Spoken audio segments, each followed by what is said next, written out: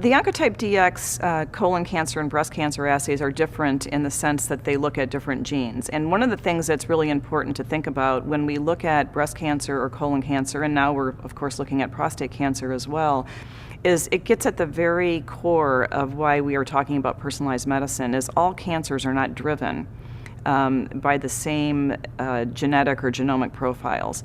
And so what we did with the breast cancer test starting is we asked ourselves a question: could we figure out who are those good and bad actors that come to the party? You know, what are the good genes and what are the bad genes playing out in breast cancer?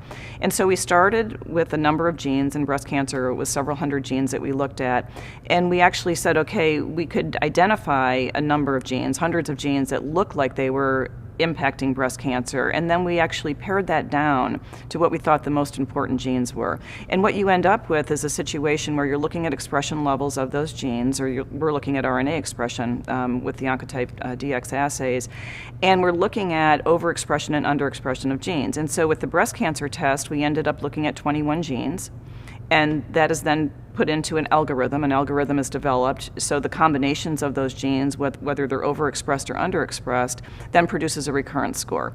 And it's the same thing with colon cancer, except it's a different number of genes, and they're different genes. And one of the things that is at play here is that you can see different pathways have a different impact in different cancers.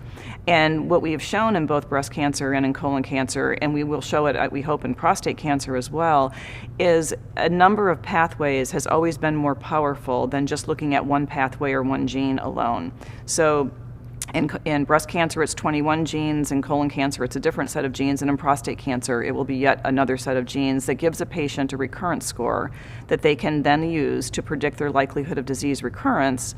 In an early stage breast cancer that's invasive, that likelihood of recurrence we can then associate with a response or not to chemotherapy. The DCIS score that we developed is the same recurrence score. It's the same set of 21 genes as the invasive breast cancer score.